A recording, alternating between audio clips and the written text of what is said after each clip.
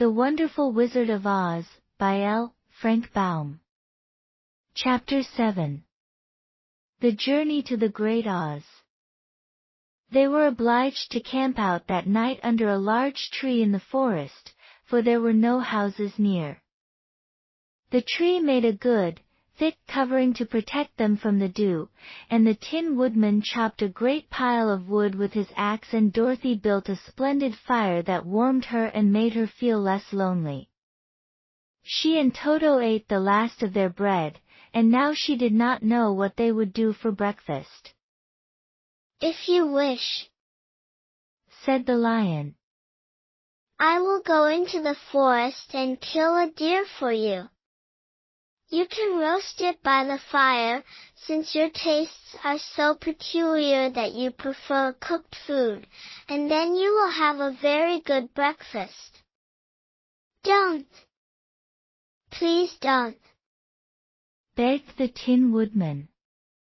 "I should certainly weep if you killed a poor deer, and then my jaws would rust again."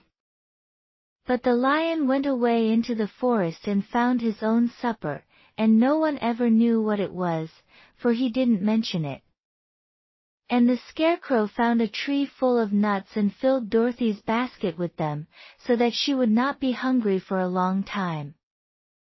She thought this was very kind and thoughtful of the Scarecrow, but she laughed heartily at the awkward way in which the poor creature picked up the nuts. His padded hands were so clumsy and the nuts were so small that he dropped almost as many as he put in the basket. But the Scarecrow did not mind how long it took him to fill the basket, for it enabled him to keep away from the fire, as he feared a spark might get into his straw and burn him up. So he kept a good distance away from the flames, and only came near to cover Dorothy with dry leaves when she lay down to sleep.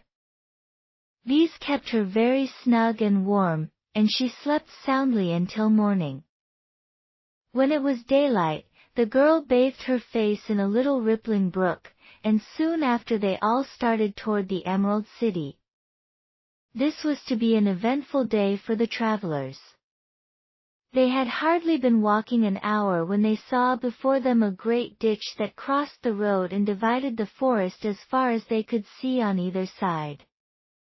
It was a very wide ditch, and when they crept up to the edge and looked into it they could see it was also very deep, and there were many big, jagged rocks at the bottom. The sides were so steep that none of them could climb down, and for a moment it seemed that their journey must end. "What shall we do?" asked Dorothy despairingly. "I haven't the faintest idea," said the Tin Woodman, and the lion shook his shaggy mane and looked thoughtful. But the Scarecrow said, "We cannot fly, that is certain. Neither can we climb down into this great ditch. Therefore, if we cannot jump over it, we must stop where we are." "I think I could jump over it," said the Cowardly Lion, after measuring the distance carefully in his mind. "Then we are all right," answered the Scarecrow. "For you can carry us all over on your back, one at a time." "Well, I'll try it," said the lion. "Who will go first?" "I will," declared the Scarecrow. "For, if you found that you could not jump over the gulf, Dorothy would be killed, or the Tin Woodman badly dented on the rocks below. But if I am on your back it will not matter so much, for the fall would not hurt me at all. I am terribly afraid of falling, myself," said the Cowardly Lion. "But I suppose there is nothing to do but try it. So get on my back and we will make the attempt."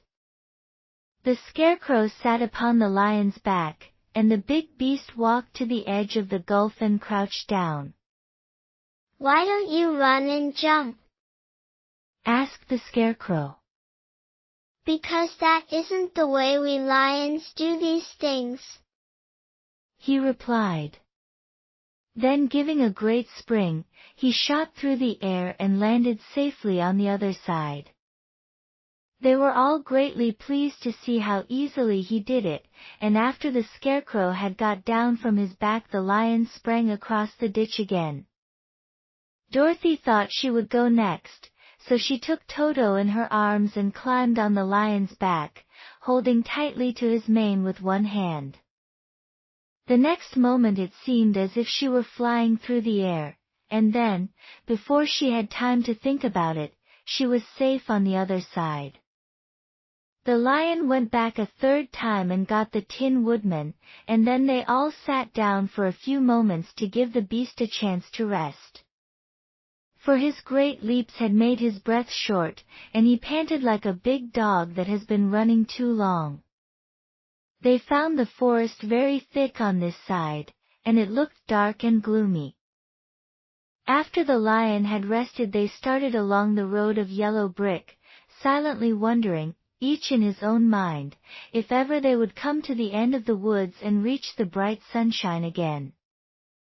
To add to their discomfort, they soon heard strange noises in the depths of the forest, and the lion whispered to them that it was in this part of the country that the Kalidas lived.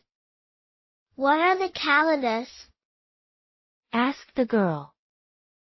They are monstrous beasts with bodies like bears and heads like tigers, replied the lion. And with claws so long and sharp that they could tear me in two as easily as I could kill Toto. I'm terribly afraid of the Kalidas. I'm not surprised that you are, returned Dorothy. They must be dreadful beasts. The lion was about to reply when suddenly they came to another gulf across the road. But this one was so broad and deep that the lion knew at once he could not leap across it. So they sat down to consider what they should do, and after serious thought the Scarecrow said, Here is a great tree, standing close to the ditch. If the Tin Woodman can chop it down, so that it will fall to the other side, we can walk across it easily. That is a first-rate idea, said the lion. One would almost suspect you had brains in your head, instead of straw. The woodman set to work at once, and so sharp was his axe that the tree was soon chopped nearly through. Then the lion put his strong front legs against the tree and pushed with all his might, and slowly the big tree tipped and fell with a crash across the ditch, with its top branches on the other side. They had just started to cross this queer bridge when a sharp growl made them all look up, and to their horror they saw running toward them two great beasts with bodies like bears and heads like tigers. They are the Kalidas, said the cowardly lion, beginning to tremble. Quick! cried the Scarecrow. Let us cross over. So Dorothy went first, holding Toto in her arms, the Tin Woodman followed, and the Scarecrow came next. The lion, although he was certainly afraid, turned to face the Kalidas. And then he gave so loud and terrible a roar that Dorothy screamed and the Scarecrow fell over backward, while even the fierce beast stopped short and looked at him in surprise. But, seeing they were bigger than the lion, and remembering that there were two of them and only one of him, the Kalidas again rushed forward, and the lion crossed over the tree and turned to see what they would do next. Without stopping an instant, the fierce beasts also began to cross the tree. And the lion said to Dorothy, We are lost, for they will surely tear us to pieces with their sharp claws. But stand close behind me, and I will fight them as long as I am alive. Wait a minute, called the Scarecrow. He had been thinking what was best to be done, and now he asked the woodman to chop away the end of the tree that rested on their side of the ditch. The Tin Woodman began to use his axe at once, and, just as the two Kalidas were nearly across, the tree fell with a crash into the gulf, carrying the ugly, snarling brutes with it, and both were dashed to pieces on the sharp rocks at the bottom. Well, said the Cowardly Lion, drawing a long breath of relief. I see we are going to live a little while longer, and I am glad of it, for it must be a very uncomfortable thing not to be alive. Those creatures frightened me so badly that my heart is beating yet. Ah, said the Tin Woodman sadly. I wish I had a heart to beat. This adventure made the travelers more anxious than ever to get out of the forest, and they walked so fast that Dorothy became tired, and had to ride on the lion's back. To their great joy the trees became thinner the farther they advanced, and in the afternoon they suddenly came upon a broad river, flowing swiftly just before them.